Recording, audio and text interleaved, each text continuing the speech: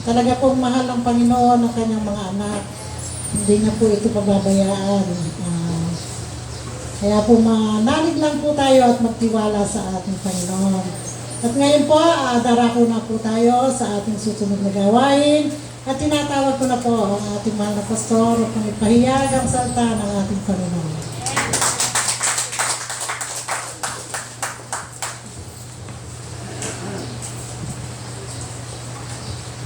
Muli magandang umaga po sa inyo lahat.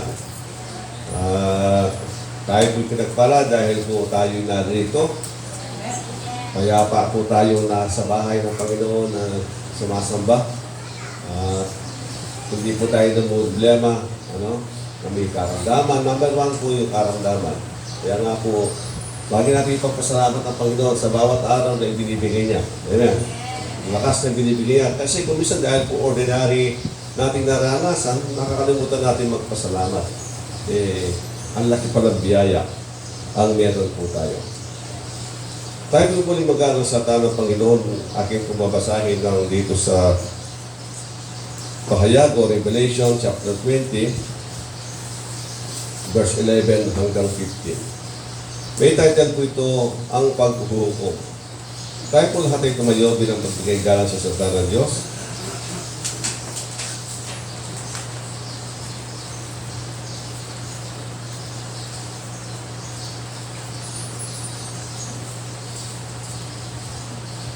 Ang sabi po niya, pagkatapos dito'y nakita ko ang isang malaking tronong puti at ang nakaupo doon.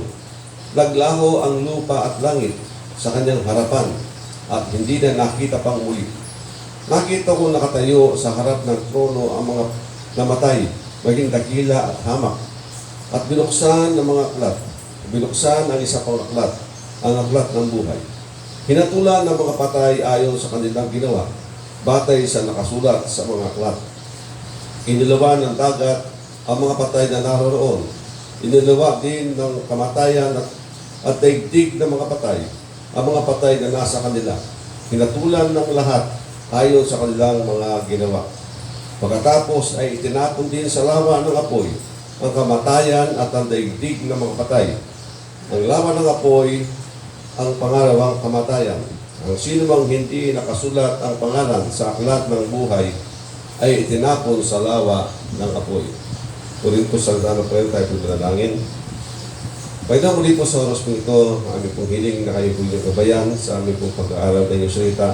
Aming pong dalangin kayo po mag-usap sa puso at isipan ng bawat narito, ng bawat nakakarinig, Panginoon, at aking pong hiling na gamitin po ninyo ang inyong likod na mahayag ang inyong kalooban sa oras ito. Maraming po salamat, Ama. Ito pong aming dalangin sa pangalan po ng aming Panginoon Jesus. Ang lahat kayo magsabi na Amen. Amen. Dahil po ba? Una, so, ito po ay isang para pa sinasabi, hindi pong kariwang nababasa o binabasa, lalo na po ang mga Kristyano, kapag po nagbabasa ng pahayag o revelation, marami ang natatakot kung anong meron sa revelation.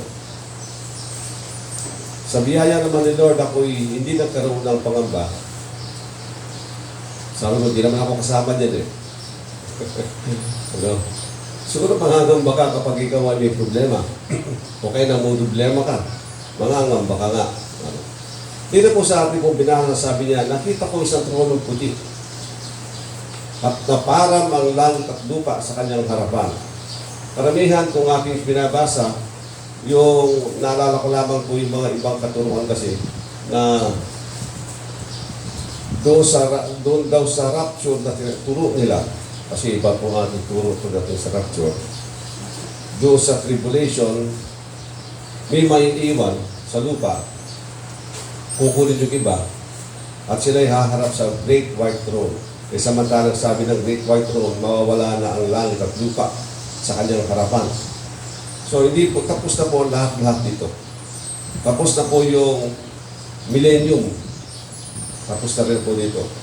Kaya ito po ang pinabukas. Dito po sinasabi niya, haharap tayong lahat sa hukuman ng Panginoon. Sabi niya, nakita ko nakatayo sa harap ng trono ang mga namatay, maging dakila at hamak. At binuksan ng mga aklat, binuksan ng mga iba pang aklat, ang aklat ng buhay. Pinatulan ng mga patay ayon sa kanilang ginawa, batay sa nakasulat sa mga aklat.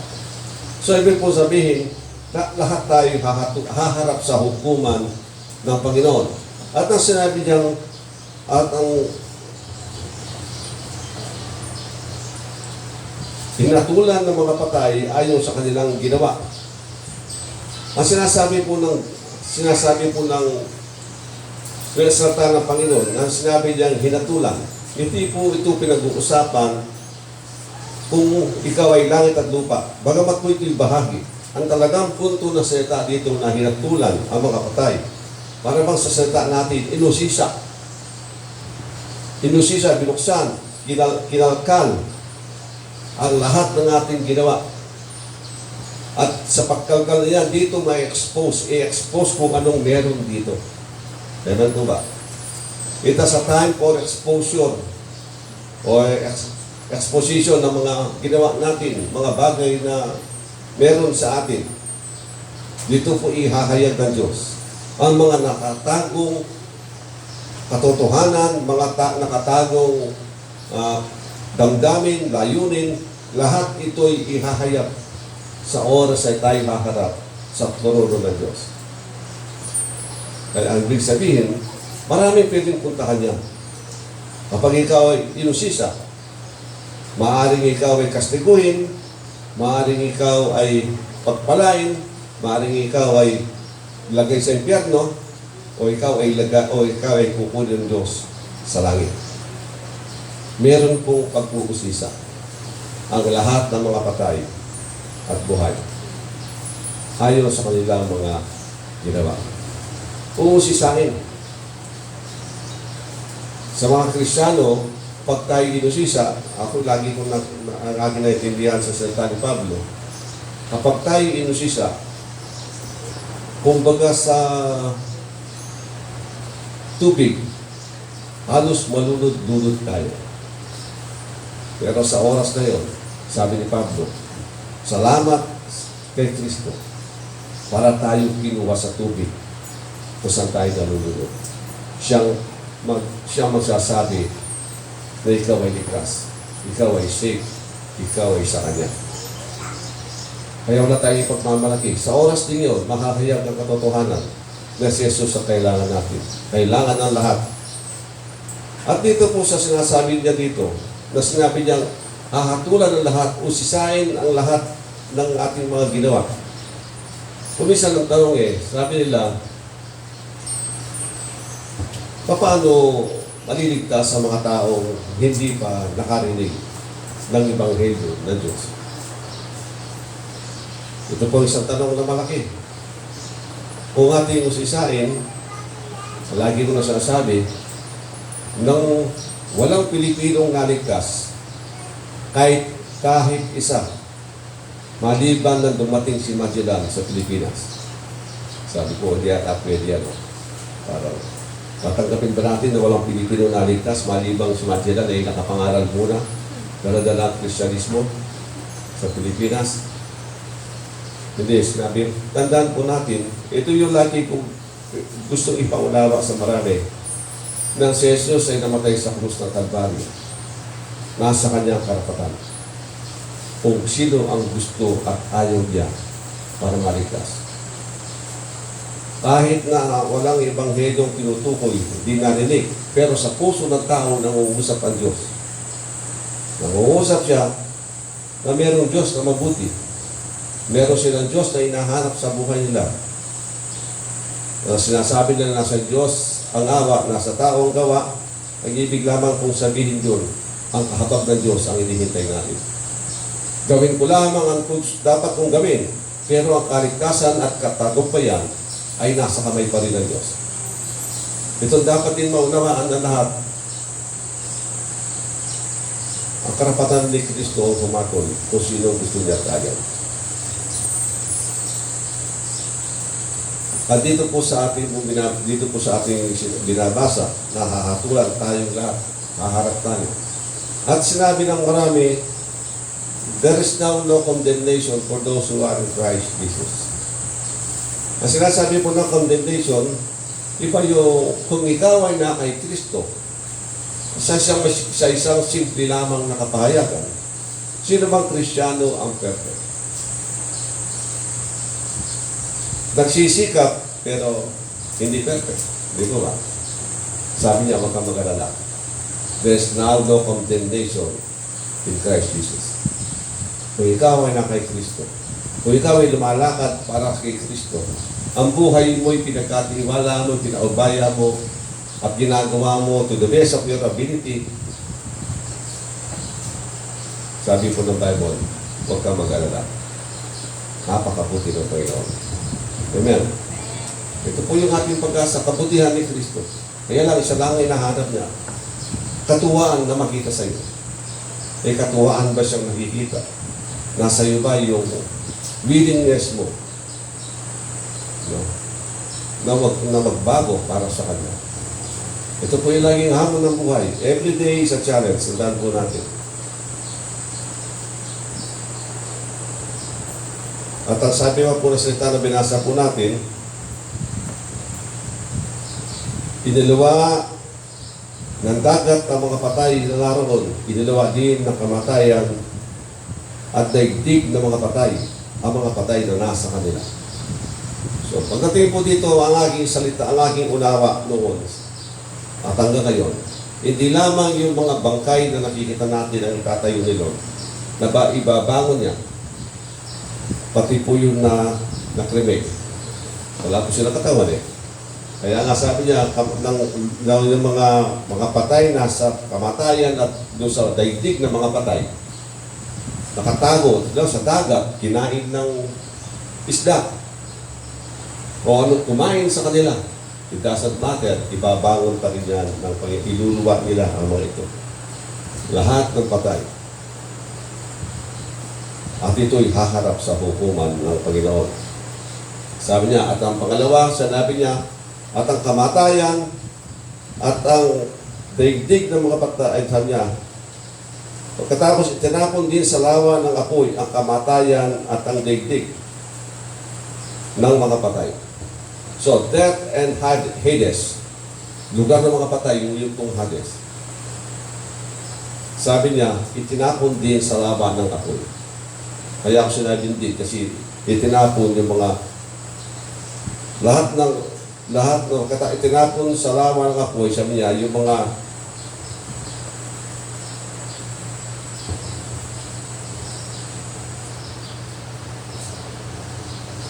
sino mang hindi nakasulat ang pangalan sa aklat ng buhay ay tinapon sa lawa ng apoy, tinapon ng lugar ng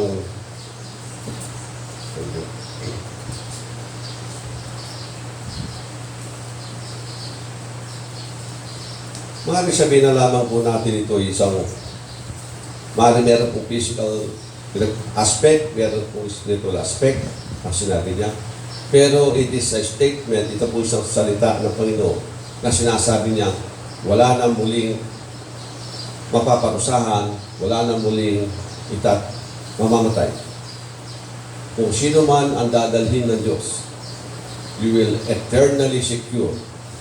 Wala nang fear, wala nang anumang takot, pag-aalingangan, dahil pag ikaw ay dinala na ng Panginoon, dinalis na yung kamatayan, dinalis na yung lugar ng kaparusahan o yung Hades. Sabi niya, saan ka paglalagay? Wala na. You are secure sa piling ng Panginoon. Ito po yung isang magandang bagay na maganda meron po katotohanan na pangako ng Panginoon. At sa mga Kristiyano na sinasabi nilang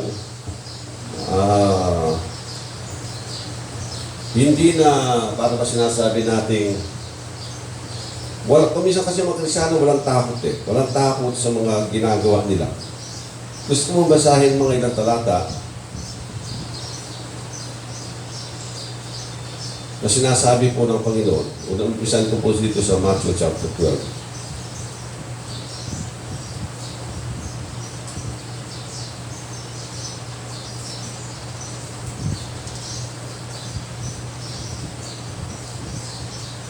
Sa Matthew chapter 12 verse 35 hanggang 36, ang sabi niya, mabuti ang sinasabi ng mabuting tao sapagkat puno ng kabutihan ng kanyang puso.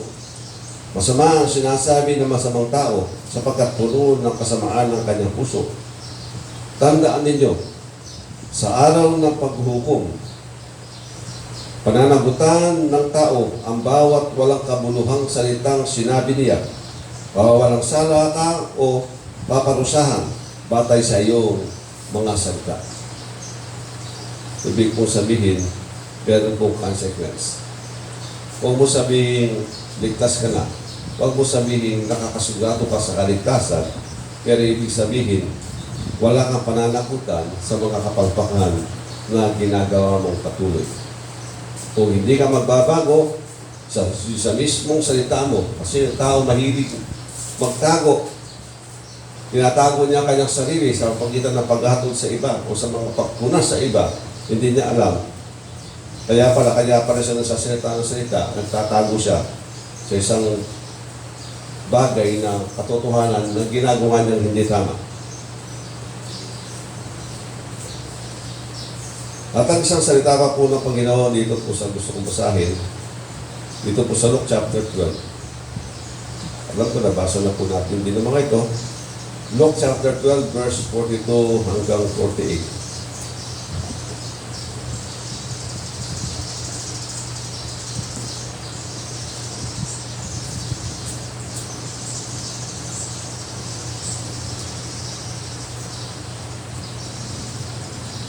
Sabi niya po sa 42 hanggang 48. Sumagot ang Panginoon, sino ba ang tapat at matalinong katiwala? Sino ang katiwalang pamamahalain ng kanyang Panginoon sa kanyang sambahayan upang magbigay sa ibang mga alipin sa kanilang pagkain sa takdang oras? Pinagpala ang aliping marat nang gumaganap ng tungkulin pag-uwi ng kanyang Panginoon. Sinasabi ko sa inyo, pamamahalaan siya ng kanyang Panginoon sa lahat ng ari-arian nito. Ngunit kung sasabihin ng aliping yun sa kanyang sarili, matatagalan pa ng pag-uwi ang aking Panginoon. Bubugbugin niya ang mga kapwa niya aliping, lalaki, babae, at siya'y kakain, iidom, maglalasing. Darating ang kanyang Panginoon sa araw na hindi niya inaasahan at sa oras na hindi niya alam. Buong lupit niya paparusahan ng kanyang Panginoon at sisasama sa mga suwain. Ang aliping nakakaalam ng kalooban ng kanyang Panginoon. Lilin ko po ito. Ang aliping nakakaalam ng kalooban ng kanyang Panginoon, ngunit nagpapabaya o ayaw tumupad sa pinapagawa, dito ay paparusahan ng mabigat. Ngunit ang aliping hindi nakakaalam ng kalooban ng kanyang Panginoon, magkulang man siya sa kanyang tungkulin, ay paparusahan lamang ng magaan. Ang binigyan ng maraming bagay ay hahanapan ng marami, at ang pinagkatiwalaan lamang ng maraming bagay ay pananagutan ng lalong marami. Ano po sinasabi ng Panginoon? Sa judgment po, tayo haharap. Ang sabi niya, kapag tayo alam na natin ang gusto ng Lord, ligtas ka man.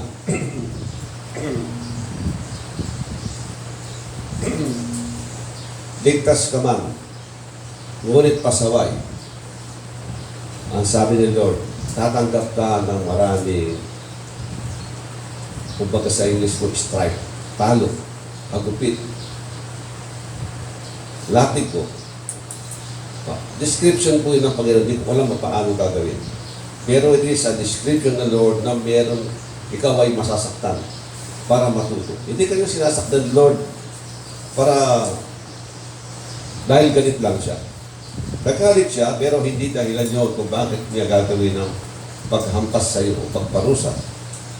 Ang aking naunawaan kay Lord, upang sa puso mo at isipan mo, kapag ikaw ay pinarusahan, magtatanda ka at sasabi at ilalagay mo at matatanim sa puso mo, isinusumpa mo ang mga bagay na masamang gawa mo. Sigurado hindi mo na gagawin. At ang sabi niya, kung hindi mo naman alam At ikaw ay nagkulang dahil nga hindi mo alam. Pero sabi ni Lord, tatanggap ka pa rin ng parusa. Pero konti na lang. Ang tanong lang doon bakit hindi mo alam? Siguro maraming dahilan. Abala ka sa ibang bagay, di ba yung inaasikaso mo? Sabi ni Lord, mag-usap tayo. Magbasa ka ng Bible, mag-aral ka. Hindi mo pansin. Tama na ako dito, okay na ako dito. O sige. Okay ka na, yung mga bagay na gusto para ni Lord, hindi mo na ginagawa. May tatanggapin ka. At ang isang bagay na katotohanan na isang very critical para sa akin sa pag-aaral ng salita ng Diyos ay yung mga bagay na maliliit na kinoconsider ng tao. Maliit lang yan. Walang halaga yan. Sabi ni Lord, kapag ikaw ay yung maliit na utos ni Lord, hindi mo ginawa, tatawagin. At tinuturo mo pa, tatawagin kang pinakamaliit sa langit. At least nasa langit ka. Pero ikaw pinakamaliit. At kung ginagawa mo yung maliit na bagay at itinuturo mo sa iba, kaya huwag natin sabihin, walang kwenta yan. Balik na bagay lang yan.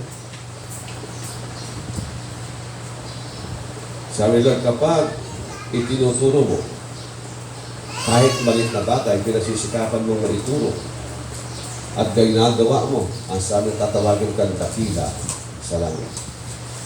Bakit? Kasi ang pagmamaliit sa utos ay pagmamaliit sa nagutos.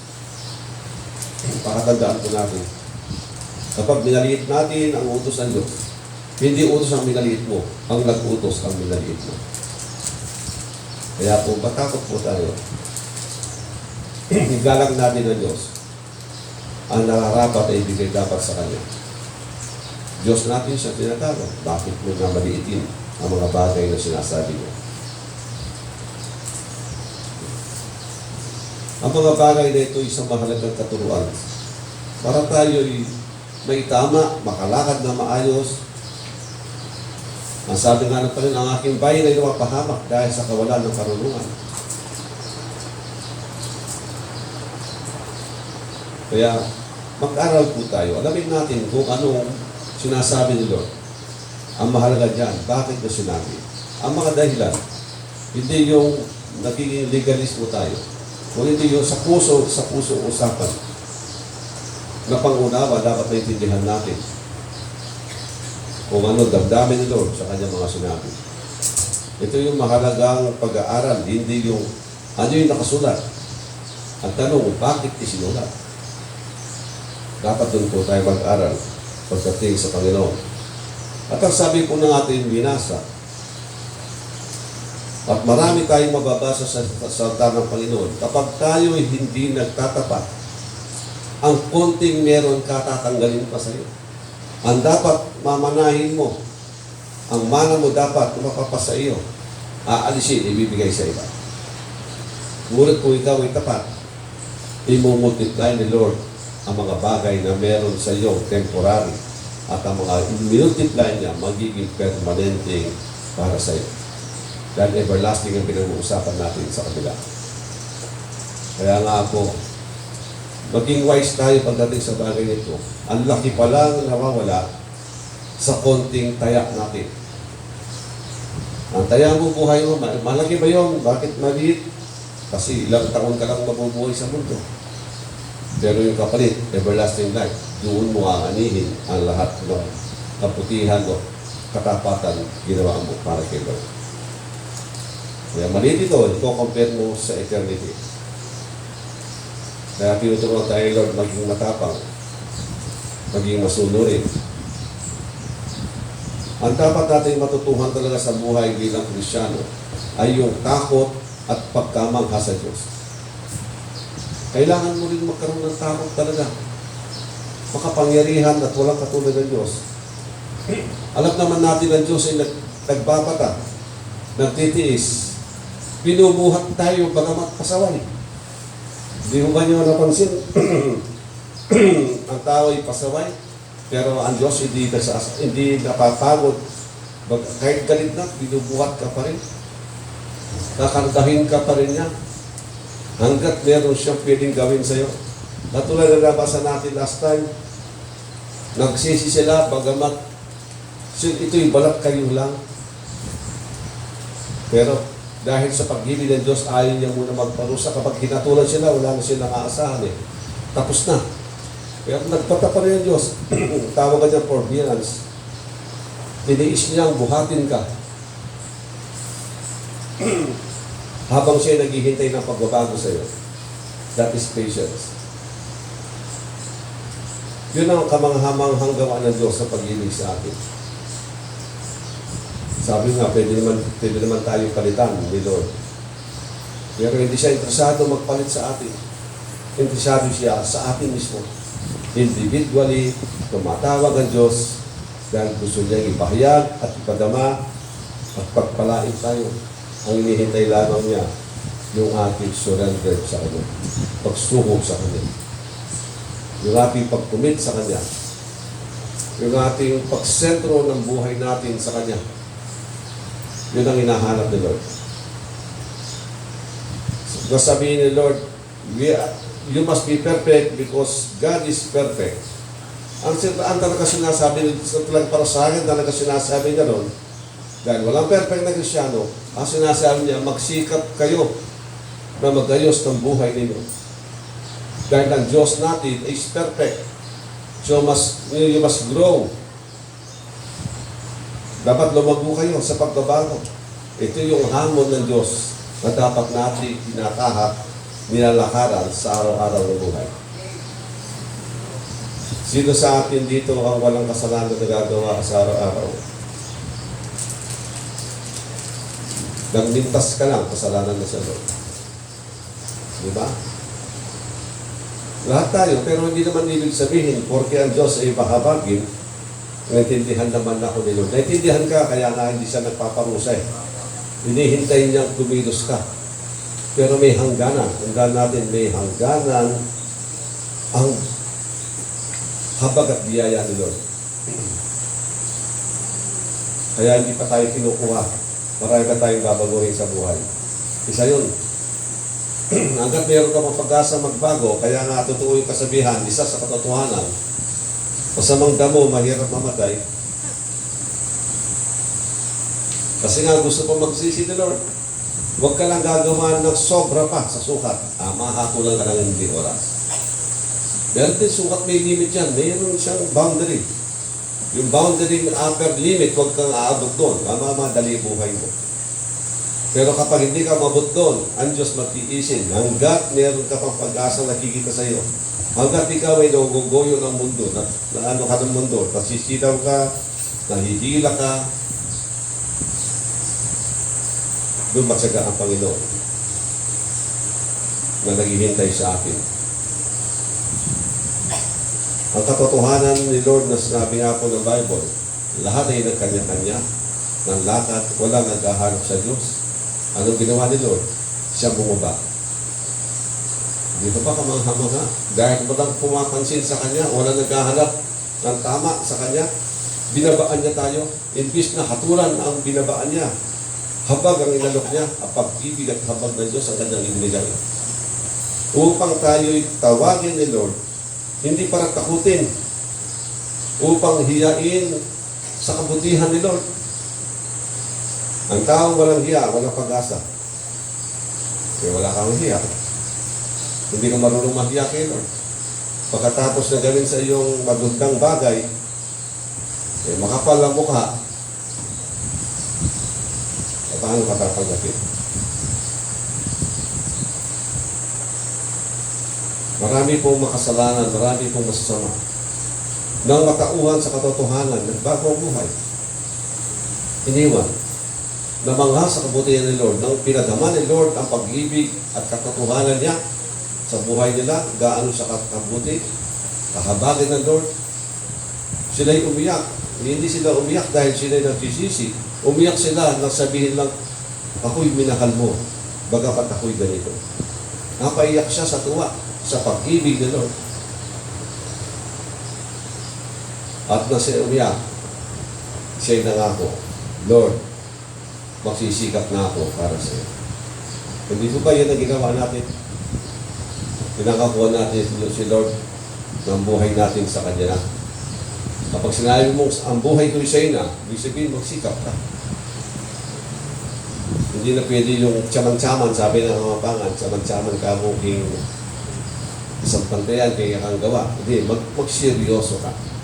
It is a serious business. Seryosong usapan ang pagiging Kristyano. Kung hindi seryoso, isipin mo, si Jesus ay bumaba, magkatawang tao at mapako pa sa krus. Ang Diyos na lumalang sa atin, ginawa niya yun. Hindi pa seryoso ang kanyang dahilan? Hindi ba seryoso ang ibig sabihin kung bakit niya ginawa yun? Malaking kawalan sa atin kapag hindi tayo kumilala sa ginawa ni Kristo. Sabi nga ng Bible, mapasayuman ang buong sanlibutan kung mawawala naman na yung kaluluwa. Lugi ka. Ibig sabihin, mapasayuman ang buong sanlibutan, hindi lamang itong mundo nito. Pati na, kalawakan, bigay na sa'yo. Mamamatay ka rin lang. Ano say na lahat? Ano say na lahat na ito? Wala. So, kailangan natin maging matalino tayo. Paano natin itatalaga ang ating buhay sa Diyos. Kung tayo nahihirapan, magtapat ka lang sa Diyos. Lord, help me. Hindi ko kaya. Totoo naman, hindi natin kaya. Malibang tulungan ka ni Lord. Kung hindi iilag ni Lord ang mga bagay na masasamang impluensya sa buhay natin, madadapa tayo. Magkakasala tayo. Mapapahamak tayo. Maliban kung dito siya. Eh, sa katotohanan dapat natin may lagi isipin. Kung ganito pala ang buhay, maliban bantayan ako ni Lord, maliban gabayan ako ni Lord at palakasin, hindi ako magtatagumpay. So, ibig sabihin, sara mo bibig mo, pagdating sa paghatol, ang Diyos ang mahatol. Ang gawin mo lang magsalita ka para turuan, mapalakas ang iba. Hindi para hatulan, magsalita ng paghatol, condemnation, ang ibig sabihin, huwag tayo mag-condemn. Yung panunuyaan na salita. Yung, alam niyo, ibig sabihin, panunuya. Huwag tayo masasalita ng panunuya. Kung meron ka masasalitang hatol, ang sasabihin mo salita ayon sa sinabi ni Lord bilang warning sa kausap mo. Hindi tayo magsasabi. Kasi kung sino pupunta, yung ito pupunta sa impyerno, hindi ikaw kung magsasabi. Sabihin lang, ang sinasabi ng kasulatan, sino bang gumagawa ito, pupunta sa impyerno. It is not your word, kundi ang salita ng Diyos. Kaya iwasan natin magsalita ng personal. Dapat nga tayong malungkot, dapat nga tayong mahabag sa mga taong hindi paligtas. Ito dapat iwasan natin, yung ating pagiging self-righteous. Niligtas ka ni Lord, hindi para sa iyong sarili. Maging bahagi ka ng gawain din ni Lord.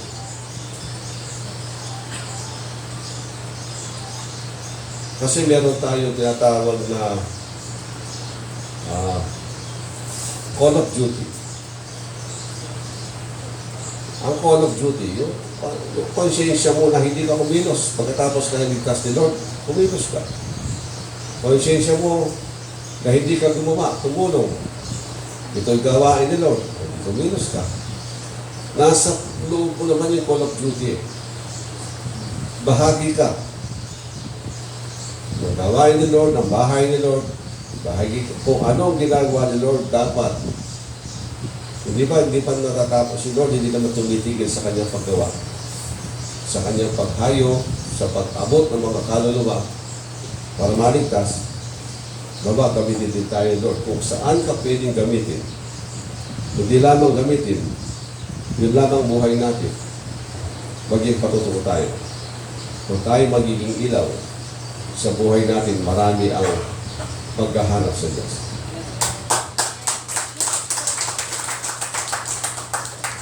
Kaya nga po napakahalaga yung ilaw natin. Maging ilaw tayo sa sanlibutan. Without a word, na walang salita, kapag nakikita sa atin, pinatotohanan mo na meron ng Diyos na mabuti. kahit na pwedeng pagkatiwalaan at maasahan. Worthy of all na serbisyo, pagtitiwala, paglilingkod, pagsamba. Bagamat hindi nakikita sa iyo yung tagumpay ayon sa mundo. Pero still, ganoon pa man, nakikita sa iyo yung katuwaan, pagsamba. Ang problema sa tao kapag simulang mag-compute, ito yung isang critical na issue sa atin. Kung natin kukumputin ang pwede natin gawin sa Diyos. Nangyakwenta ka. Ang pagkwenta mo, kinukumpara mo pa sa iba. Tandaan natin sa personal, po yan. Personal ang usapan natin kay Lord. Ang usapan nga natin dapat, ayaw mo sumama, maiwan ka. Dahil ako susunod kay Lord. Dapat ganun yan eh. Bakit yung iba, kinukompute nila sa sarili na, ay ayaw nila, o di ayaw ko rin. Ganun sila, o di ayaw ko na rin. Kung ayaw nila, dapat gusto mo pa rin. Huwag tayo, huwag natin kwentahin. Huwag natin sukatin ang meron tayo. Dahil sa totoo lang, lahat yan ay kilos ni Lord sa buhay natin. Hindi po natin naintindihan na lahat na pwede natin gawin sa buhay.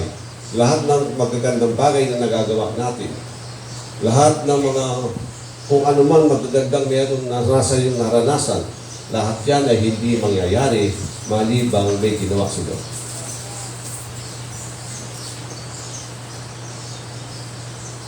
Sabi nga lagi, di ba sabi ng Bible, the devil come to steal, to kill, and to destroy. Dumating siya para magnakaw, pumatay at magwasak. Buong pa tayo. Bakit? Nagbabantay si Lord. Isang katotohanan dapat natin maintindihan. May bantay tayo.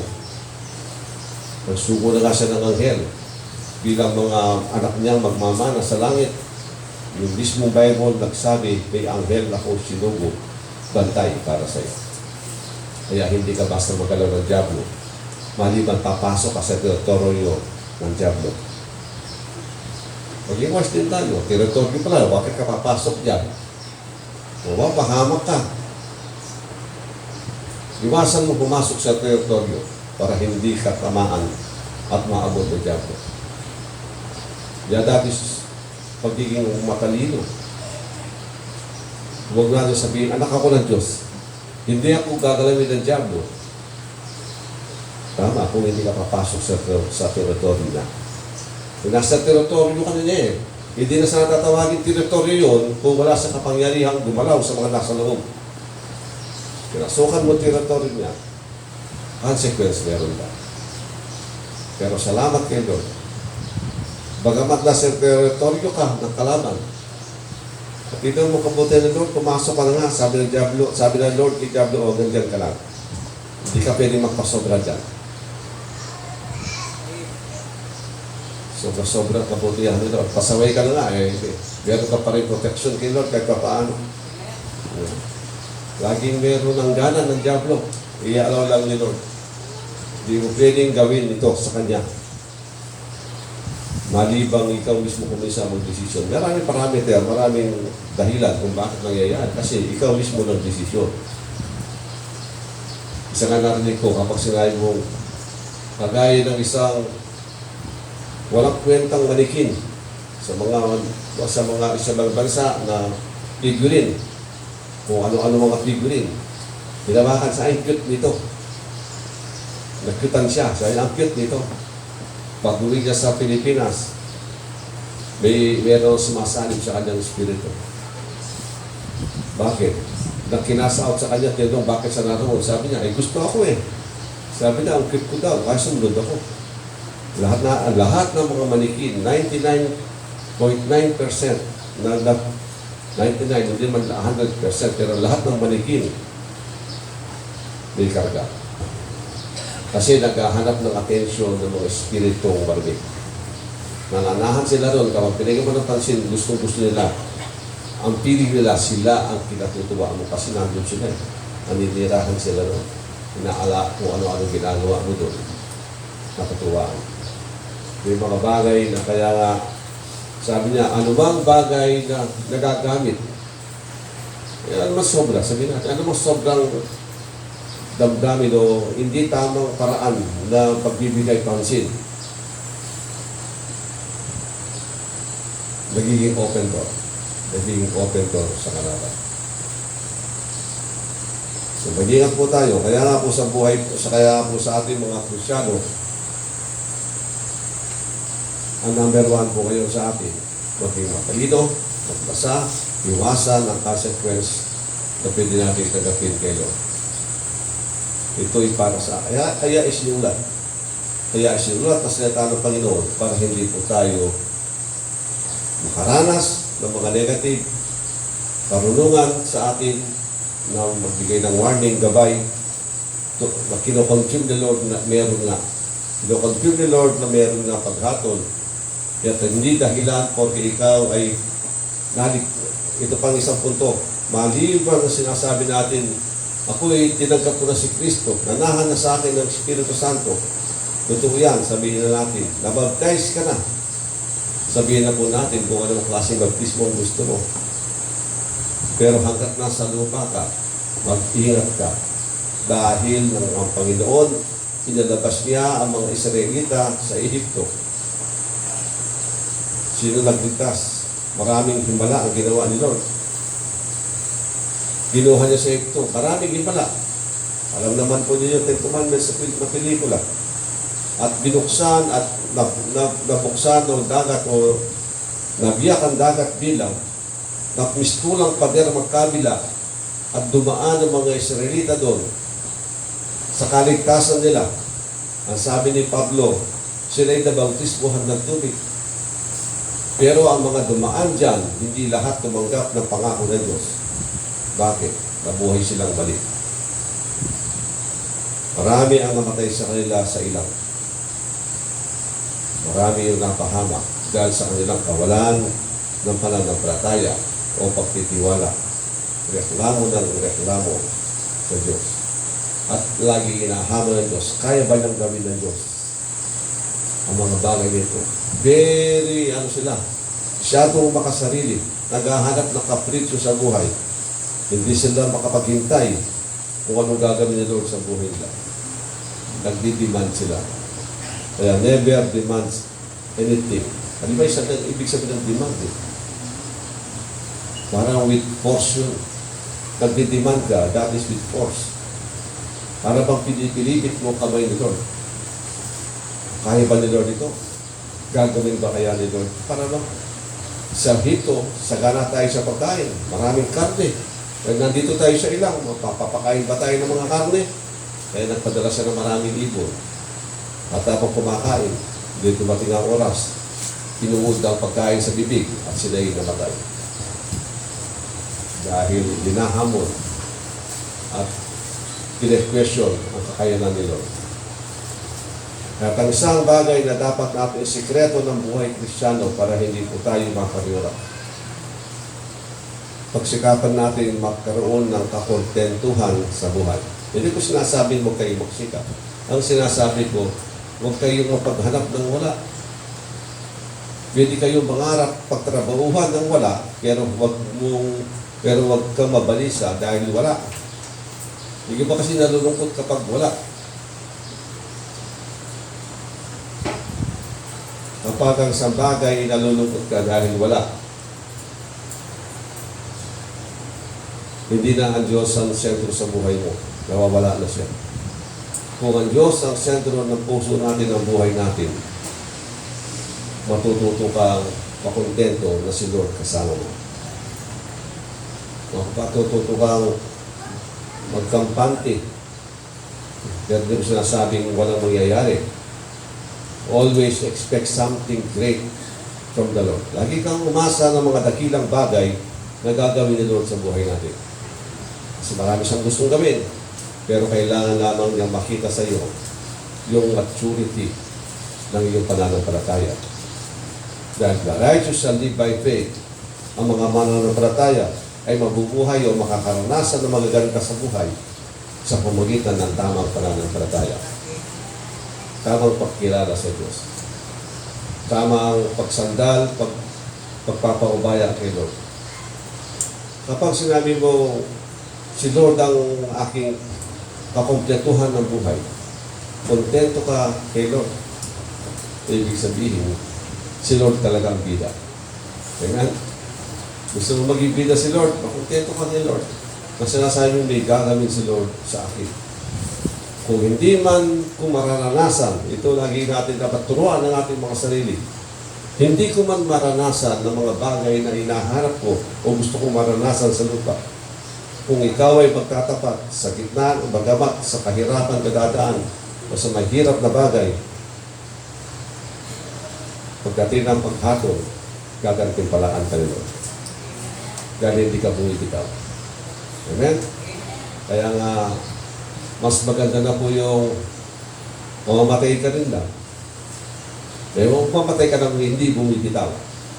Amen? Kaysa doon sa takbuhin ka, duwag, tumatakbo. Sabi ni Lord, walang bahagi sa akin sa kaharian ng langit ang mga duwag, mga sinungaling. Yung dalawang ito nagsasama. Mga duwag, ang ibig sabihin, mahal nila kanilang sarili. Hindi nila kanyang isukong kay Lord. Mga sinungaling, nagsasabing, Panginoon, ang Diyos ang aking Panginoon, pero nagko-compromise sa buhay. Sabi niyo, huwag kayo compromise. Tatawagin kayo sinungaling.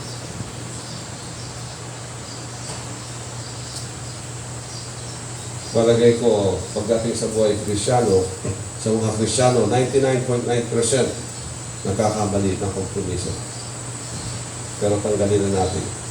Alisin na natin na mag-aral na tayo. Kung anong gusto ni Lord, yun ang pagsisikapan natin gawin.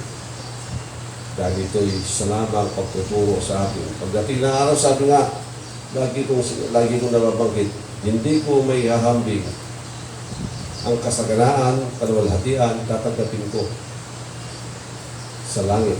Hindi ko may hambing ang mga kahirapan sa kaluwalhatian, tatanggapin ko sa langit na naghihintay sa akin.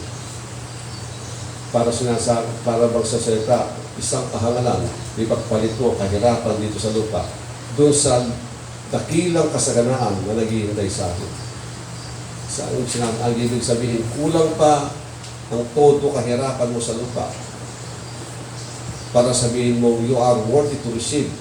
Na sabihin mo, karapat-dapat ka tumanggap ng mga bagay na magaganda sa langit. Sabi nga ni Pablo, kahiya-hiyang ihambing ang mga bagay na kahirapan dinaharanas ko sa lupa. Dakila ang mga bagay na naghihintay sa atin. Amen. Kaya dapat naging matapang po tayo lagi, naging huwag tayong mahatulan. At ano ba sinabi ni Lord dito? Tignan po natin.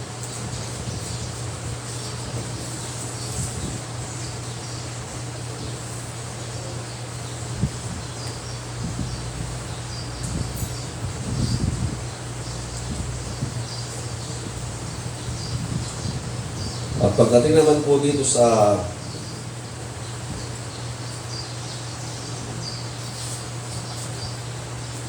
sabi niya sa verse 14, pagkatapos ay tinapon din sa lawa ng apoy ang kamatayan at ang daigdig ng mga patay. Ang lawa ng apoy ang pangalawang kamatayan. Ang sinumang hindi nakasulat ang pangalan sa aklat ng buhay ay tinapon sa lawa ng apoy. Ang isa sa mga punto dito kung minsan, ayaw ko lamang kung tangkalin na marami, pero gusto ko lamang i-emphasize din, meron pa naman po tayong oras. Yung pagdating sa lawa ng apoy, ang iniisip natin, everlasting, kahirapan silang magpakailanman. Everlasting torment. Ito pa talaga ito pa yung karakter ng Diyos na magparusa. Sabi nga Lord, hindi ako natutuwa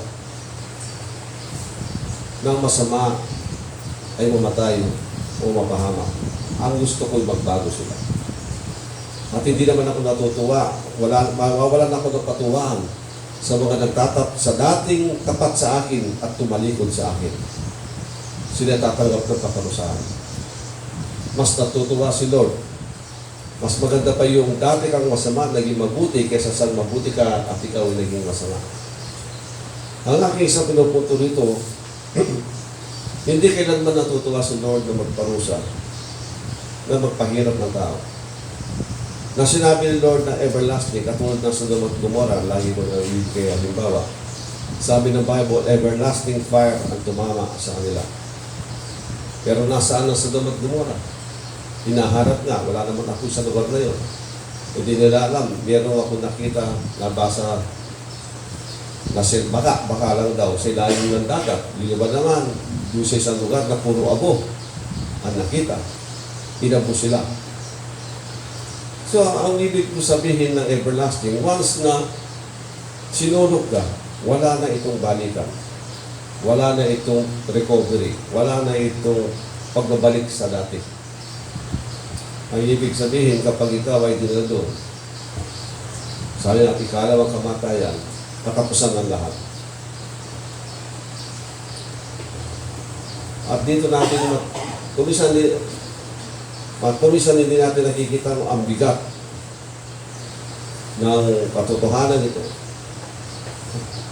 Na kasimple lang, mamamatay ka lang doon.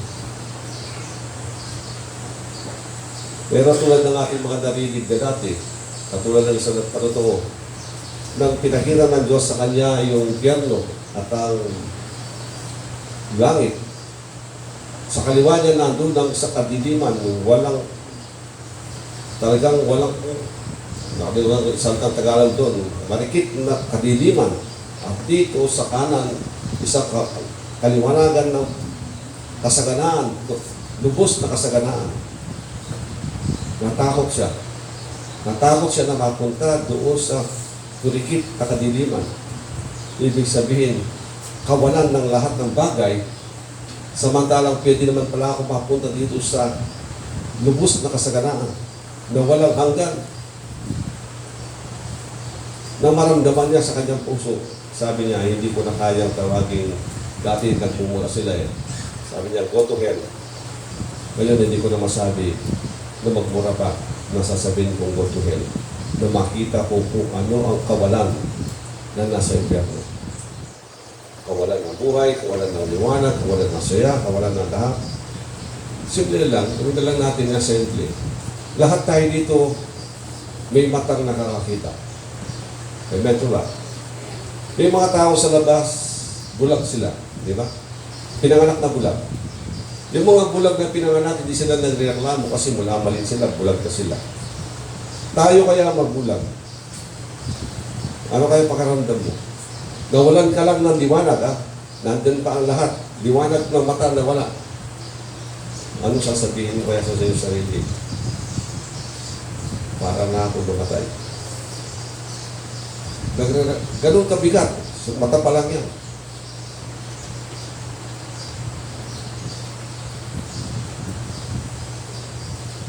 Mahirap. At doon sa impyerno, mawawala ang lahat. Walang no activities, walang gawain, walang pag-uusap, wala lahat. Gusto lang kang wala lahat. Wala. Pati consciousness mo para sa akin, wala na lahat doon. Sarado na. Dahil sabi ng Panginoong Yesus mismo, huwag kayong matakot sa tao na pumapatay sa katawan, walang magagawa sa inyong kaluluwa. Matakot kayo sa Diyos kung saan pwede niya sirain. Sabi niya, sirain ang inyong kaluluwa at katawan sa impyerno.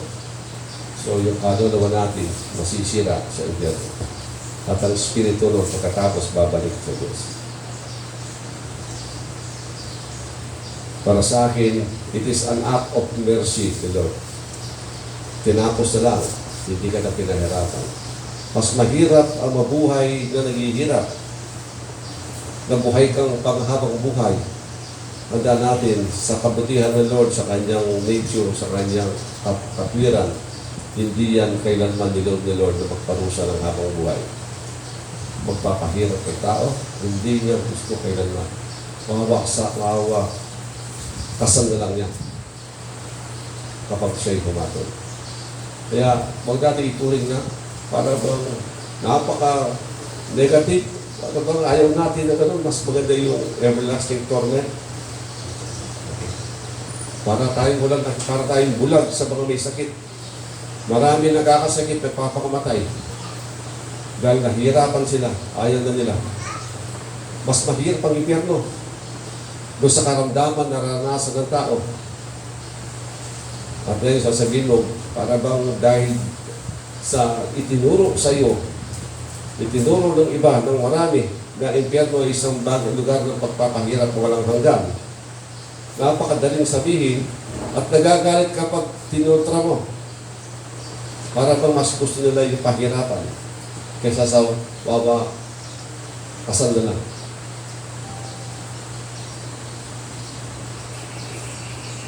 At marami, kaya nga po nauso yung euthanasia. Yung euthanasia, sa pamilya, may nagkasakit, trauma ang naramdaman, talagang pinapawisan ng todo, namimilibit sa sakit, ayaw nila makita ang kanilang pamilya. Ang sabi sa doktor, Dok, injection na lamang po natin ng aking pamilya para manahimik na siya. Hindi ko nabatinis na makita siya namimilibit sa sakit. Sabi ng doktor, hindi ko pwedeng gawin yan. Kung gusto nyo talaga, ibibigay kong gamot kayo makita, hindi ako. Alam mo, pamilya man yan. Ayaw man nilang gawin na obliga, ginagawa nila. Bakit? Ayaw nilang makita ang traumang nangyayari sa kanilang pamilya.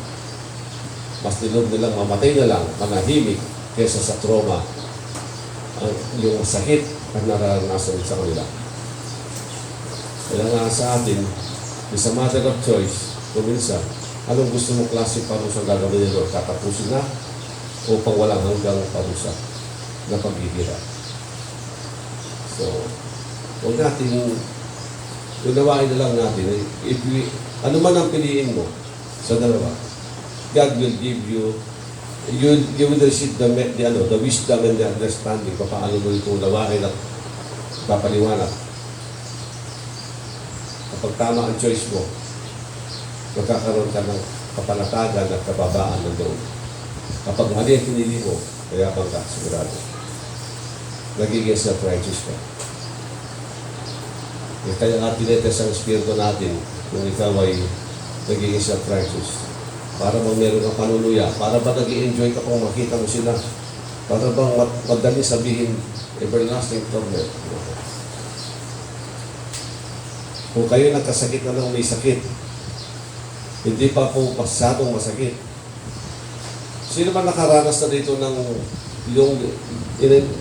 ginamot ka ng maraming gamot, especially antibiotic, pagkatapos yung withdrawal period na tinatawag nila, during that withdrawal period ng gamot, epekto sa'yo. Hindi mo alam kung tatakbo ka, kung anong gagawin mo, balisa ka.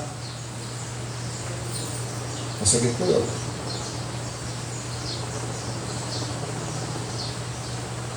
Kung nakaranas sa withdrawal ng gamot, may epekto sa katawan. Balisa ka. Kaya nga, yung ibang dapat pala, makainom ka ng pain reliever.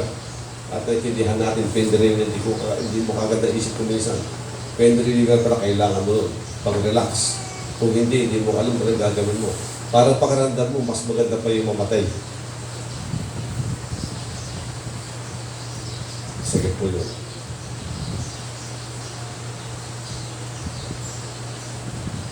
Kaya ngayon, kung sakali, ito po yung sa katotohanan dapat nating maintindihan kung bakit tayo sinasabi, Lord, ipangaral ninyo ang mabuting balita. Abutin, kayang abutin.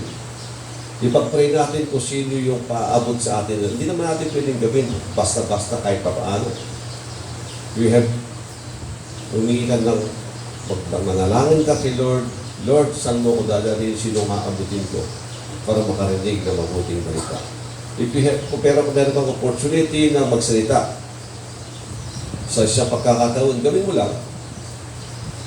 Opportunity binigay, gawin mo. Pero hindi naman pwedeng, dahil inutusan kang gawin, hindi naman pwedeng bara-barabay. Mag-aral ka, paano gagawin, mag-pray ka, sino nga abutin. Dahil ang intention mo, ayaw silang mapahamak, mapunta doon sa impyerno o consequence ng kanilang kasalanan. Tandaan natin, hindi lamang impyerno ang ating iniiwasan, pati yung consequence ng kanilang buhay. Kapag hindi sila nakarinig, marami silang mararanasan na hindi maganda sa buhay. Yung aking paboritong example dyan, yung sinasabi kong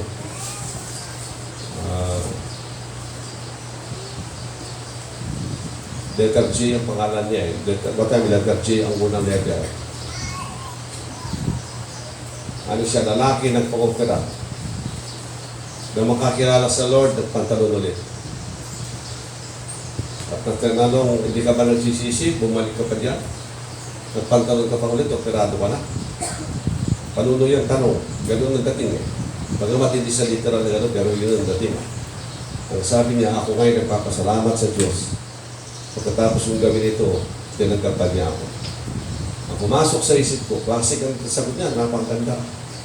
At sabi ko naman sa aking sarili, kung merong lang maagang nag-evangelize sa kanya, umabot sa kanya, hindi na siya makakapagpa-opera.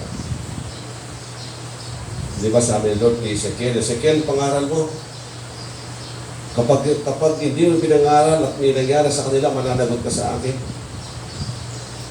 May hindi po ako naniniwala, may hindi po si Lord para mangaral sa kanila. Pero hindi ko alam kung bakit hindi nangyari. Kaya sa atin, kapag mayroon udyok ang Panginoon, gawin natin. Pray tayo. Pagkalawa, yun ang ating maging inspirasyon. Hindi lamang ang kanila na sila'y maligtas, kung sinasabi natin maligtas, yung consequence. Na hindi sila dumanas ng kung ano-ano pa. Kasi kapag hindi sila nakarinig ng mabuting balita, ang buhay napapariwala.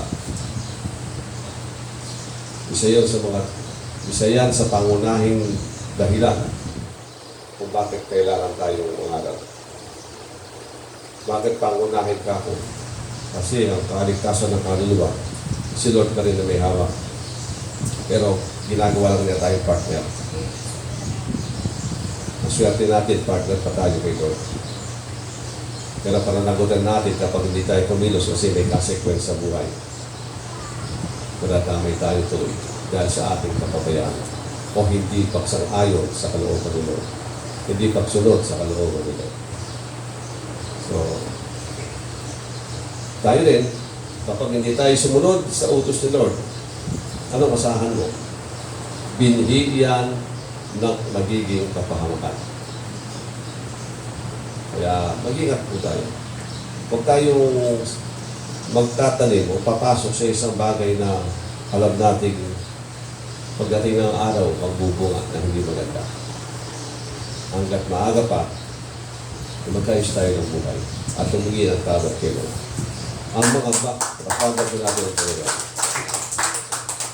At isa pong mahalaga ng bagay pagdating sa paghatol ni Lord. Ano yung inahatulan ni Lord daw sa atin? Meron sa pag-usap-usap lang ng mga papamagagawa ko sa inyo. Ano yung hindi pinapatawad ni Lord ng kasalanan? Yun ang isang tanong niya. Papasok agad yung kasalanan sa banal na Espiritu. Walang duda, tama naman yun. Pero meron pa po. Mga kasalanang hindi mo pinagsisihan kay Lord. Ibig sabihin, kung meron tayong kasalanan, dapat maagap tayo. Marunong tayo humingi ng tawad kay Lord. Huwag natin sabihin, maliit lang naman. Huwag natin sasabihin maliit. Pamamanhit ka sa maliit. Susunod niya, mas malaki na. At tingin mo doon sa mas malaki, maliit na rin. Kasi sanay ka na doon sa maliit eh. Yung darating na mas malaki, yun na yung bagong maliit. Nasanay ka naman yan eh, bago naman mas malaki, yun na yung bagong maliit. Ay, malaki na pala. Dahil nga, sinanay natin ang ating mga sarili. Hindi tayo nagpapalinis, hindi tayo nagpapakorek. At ang mahirap dyan, ang kasalanan natin ay pwedeng magbunga. Ito, ang epekto nito, magbunga sa ating mga anak at apo. So may consequence. Mahirap, pero salamat kay Lord. Kapag ikaw ay masunurin, ang blessing na nasa sa iyo, dadaloy din sa iyong anak at apo. at sa kaapu-apuhan. Amen? Matuwid ang Panginoon. Talakpakan po natin ang Diyos. Maiksi ang parusa, 4 na henerasyon. Mahaba ang pagkapala hanggang 1,000 henerasyon. Ibig sabihin, hindi magsasawa ang Lord na magpalain ka dahil sa iyo. Ang punto doon, dahil sa iyo. Dahil sa iyo, yung mga pasaway mong anak ko minsan, ako mo mga pasaway, dahil nangako siya sa iyo, nakaalalay sila kay Lord. Hindi pa nyo alam, ganun ang mga Israelita, nang sila'y dinala ng Lord doon sa luhang pangako, hindi naman, sabi nga ni Lord huwag nyo sabihin matuwid kayo, kaya kayo makakarating dyan. Sa totoo, sa kaumpangan, pinakamasas ko balingid-gid. Stiff neck, sabi ng Panginoon Stiff neck, ang alam mo, masas ka balingid-gid na nata. Kaya yung sasabihan, sabi ni Lord, matuwid kayo. Huwag ko sasabihin matuwid kayo. Kung hindi dahil ako inangako, dalawang punto niya. Kaya kayo napunta diyan. Kasi parang ang punto niya, panahon na para hatulan ko mga naririyan sa kanilang kasamaan. Saan? Kayo ang kakastigo, gagamitin ko sa kanila. Pangalawa, kaya ako ginagawa pa rin to dahil ako inangako kay Abraham, Isaac at Jacob. Ilang saling lahi na yun. Hindi pa rin makalimutan ni Lord si Abraham, Isaac at Jacob. Tayo kaya ang buhay natin, maalala pa kaya ni Lord pagkatapos ng sa mga henerasyon dumarating sa buhay natin, maalala kaya yung tayo dahil sa atin ang pagkapala ng biyaya ni Lord ibibigay, aalalay sa kanila pa rin. Kaya sabi ko, sa atin ang may hawak na susi ngayon. Tayong nabubuhay, kalimutan na natin yung mga nakalipas. Ipag-pray na lang natin ang mga kasalanan ng ating mga ninunok, kung ano man ang pagkakamali nila, hingin natin ang tawad para yung spirito ng masama na consequence maputol at dumaloy ngayon, manahan sa atin yung bagong spirito ng biyaya ng Lord. Hirap po naman, example, si Saul, si Saul wala na, nag-ahari si David. May dumating na plague, yung mga Tagalog sa plague. Salot.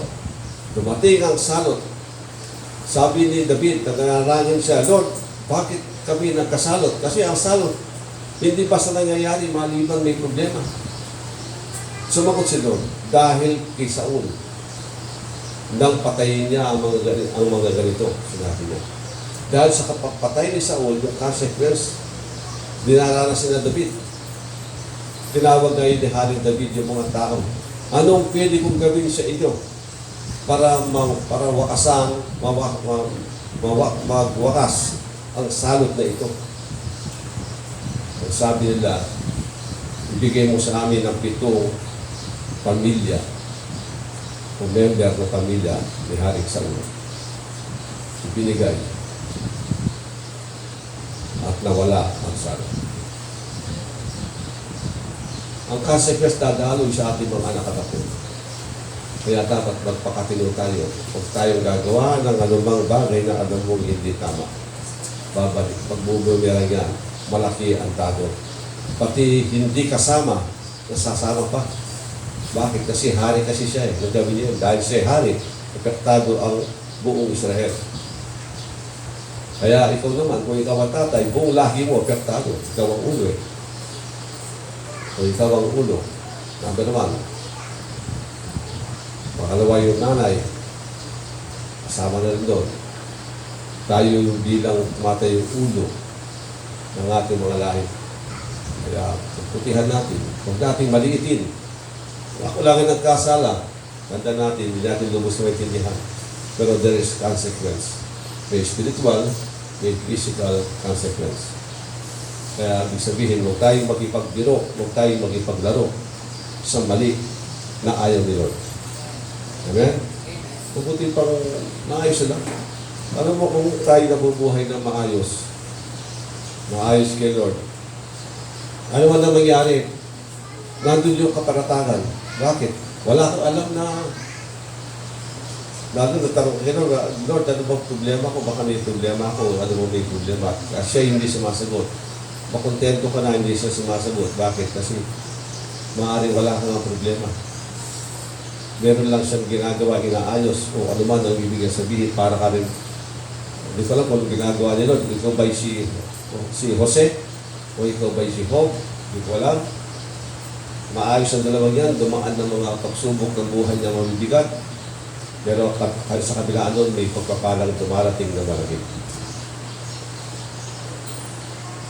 Kesa doon sa may ginagawa ka, sasabihin mo, kasi. Marami ka pang sisisihin. Pati sarili. Mahirap po yung may sinisisi. Yung mapangan, tangnan. Kaya kagagawang tangnan, may kapakamakan. Amen. Kung tayo gagawa ng magiging dahilan para papahamak ang sino man. Pamilya mo, ibang tao. Sabit-sabit po yan. Pero salamat kay Lord dahil sa kanyang pag-ibig, nadamay siya. No? Dahil sa ating kapasawayan, nadamay ang Diyos. Tumatawag sa krus at ngayon tumatawag sa atin na kung sino yung iibig tutungo sa Kanya. Kung ating kikilalanin ang kanyang pagkapako sa krus, kung ating kilalanin ang sakripisyong ginawa niya doon sa krus, dahil sa kanyang pag-ibig, ang lahat na ito'y nangyari para tukawin ang ating mga puso upang matuto tayo magsuko ng buhay. Hindi dahil tayo matuwid, kundi dahil napakatuwid niya, nagawin niya yun para sa atin. Amen? Lakpan ko natin ang Panginoon.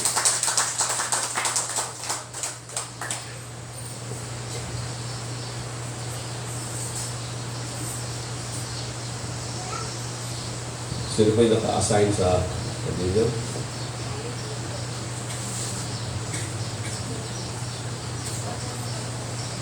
Okay. Ito yung mga big macho natin.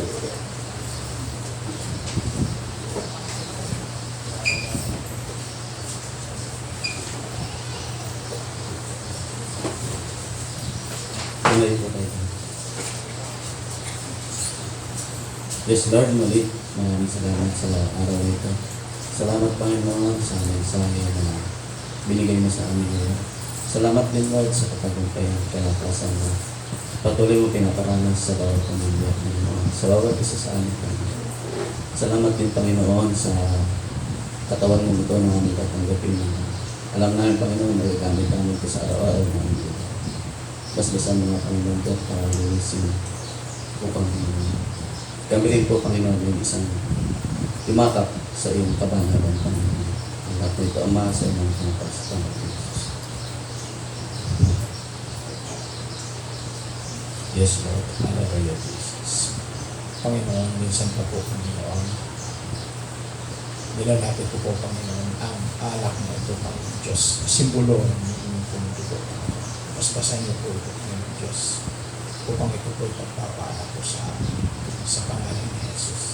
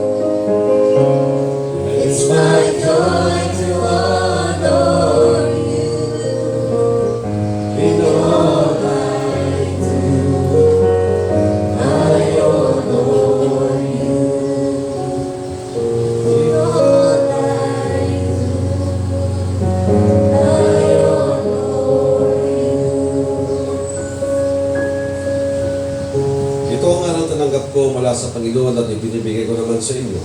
Noong gabi siya ipagkanulo, ang Panginoong Yesus na dumuputang tinapay, nagpasalamat at pinagperaso ito at sinabi, ito ang aking katawan na inihahandog para sa inyo. Gawin ninyo ito bilang pag-alaala sa akin. Tanggapin po natin lahat ang katawan ni Kristo.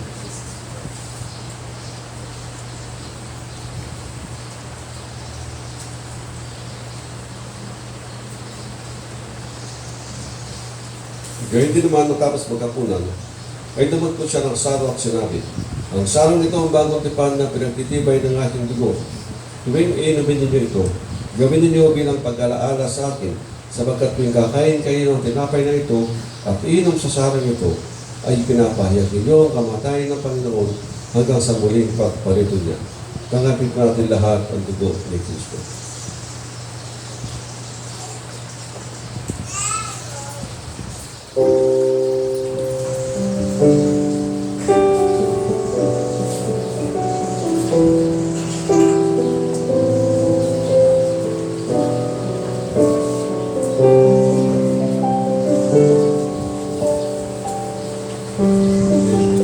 Praise the Lord.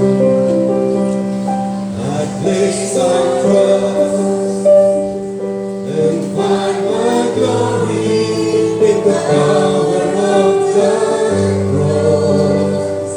In every victory, let me settle me, my source of strength, my source of hope is Christ alone. In Christ alone will I glory. Do I could pride myself in battles won. For I've been blessed beyond measure, and by His strength alone I'll overcome. Oh, I could stop and count successes like diamonds in my hand, but those trophies could not equal to the grace by which I stand. In Christ alone, I place my trust and find my glory in the power of the cross. In every victory, let me settle me, my source of strength, my source of hope is Christ alone. In Christ alone, I place my trust and find my glory in the power of the cross. In every victory, let me settle me, my source of strength, my source of hope is Christ alone. Father, muli sa oras po ito, maraming po salamat, Panginoon, sa kalakasan at pagkakataon na binigay po sa amin na kami po'y makasamba, makapaglingkod sa inyo, makarinig sa inyong mga salita at kami sama-sama, Panginoon, na magkakapagpuri, makakasamba sa iyo, Panginoon, nakasama po ang aming mga kapatiran. Panginoon, maraming po salamat sa iyong salita na aming po narinig, natutuhan muli, Panginoon, na tunay kayo pa rin ang aming kailangan. Pagamat, Panginoon, meron pong hatol sa mga taong matigas ang ulo, pasaway, pero Panginoon, hindi po kami makakarating sa aming patutunguhan, maliban kayo pa rin ang sumagtaguyod sa amin. Kaya Panginoon, pinupuli ka po namin, pinapasalamatan, sinasamba sa iyong katapatan, kadakilahan sa aming mga buhay. Na kami patuloy mong tinutulungan, maging malakas, at patuloy mong pinupuno ang aming mga puso na katotohanan na iyong pag-ibig sa amin. O God, Lord, maraming pasalamat. Kaya sa God, Father, at patuloy mo kayo tinuturuan sa aming mga maling nagagawa.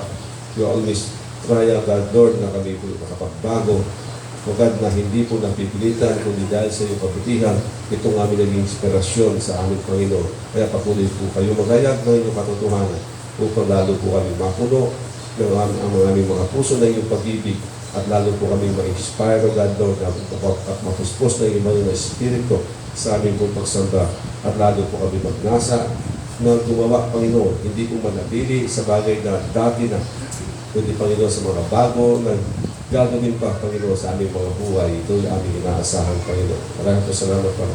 At lagi kong patuloy dalangin ng aming mga kapatid na narito. Sino man sa amin, Panginoon, may karamdaman sa aming pamilya, sa aming kaibigan, sa aming kakilala man. Lord, amin pong tinataas sila. Amin pong hiling, amin pong hipo na kagalingan. Ito'y tanggapin nila, Panginoon, na nagpumulak sa iyo. At amin pong dalangin na sila'y makakilala sa iyo, Panginoon, ng lubusan at makasama rin po namin sa aming pagpagsamba pagdadakila sa inyo. Maraming salamat at maraming pong dalangin tayo. Patuloy po dalangin, Panginoon, ng bawat isa yung muli mong dalhin sa lugar nito na may kagalakan, may kapayapaan, Panginoon, at may kalakasan, Panginoon, na kami po sama-sama sasamba, maglilingkod sa iyo at mag-aaral. Maraming po salamat pa. Ito po ang aming dalangin sa matamis sa pangalan ng aming Panginoon Jesus. Sa akalan ng Ama, ng Anak, at ng Espiritu Santo, ang lahat po'y magsabi na Amen. Okay.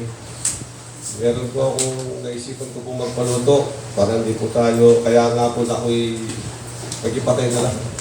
Nagipatay na ito ang ating nakapatay na ba?